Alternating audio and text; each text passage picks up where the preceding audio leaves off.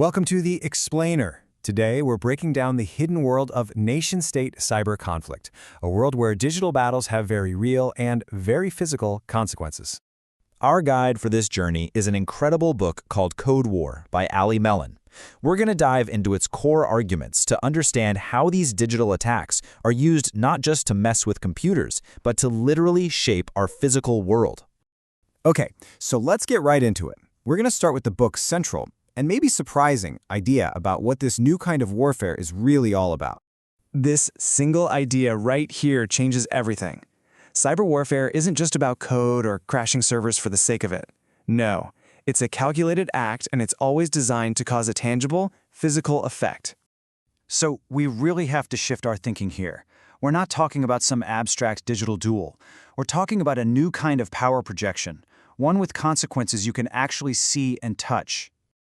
So, keeping that in mind, let's look at the major players. The book breaks down how the world's cyber superpowers each see this new digital battlefield in a fundamentally different way.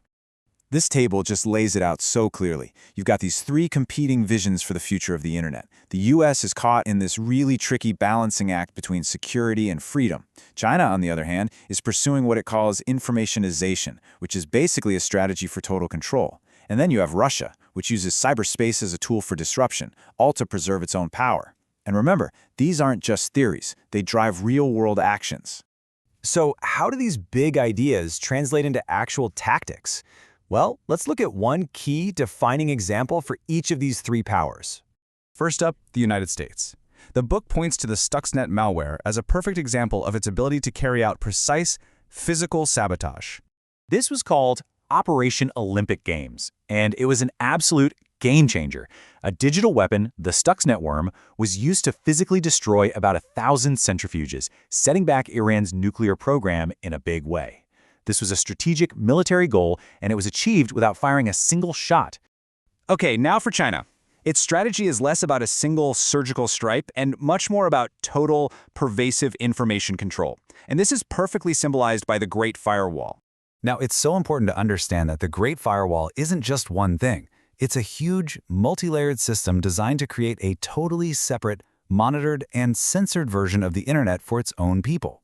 So what's the real-world outcome here? It's immense. It shapes the daily reality of over 1 billion people, and it also builds up offensive capabilities, like the hacking group known as Volt Typhoon, to project power outside its borders, all while locking down what the CCP calls discourse power, the ability to control the global story about China. And finally, Russia. As the book describes it, their playbook often revolves around creating chaos and disruption. This was perfectly and terrifyingly illustrated by the NotPetya cyber attack. What started as a targeted digital strike against Ukraine spiraled into global economic mayhem. NotPetya proved how a single piece of code could halt physical supply chains, stop ships from docking, and rack up billions in damages. The digital disruption bled directly into the physical world on a massive scale. So, we've seen the superpowers and their playbooks, but the book's final, powerful argument brings this huge global conflict right down to a very, very personal level. You know, it's really easy to think of all this as something that happens out there, to governments and giant corporations. But what the book argues is that that's just not true anymore. And this really gets to the ultimate point of the book.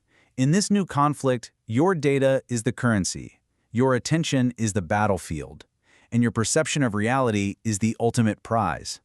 The new border they're fighting over is you. The Code War isn't just fought between governments in secret rooms. It's a constant, ongoing fight for the data, the attention, and the worldview of every single person online. And that includes you. So that's our breakdown of the core ideas in Ali Mellon's Code War.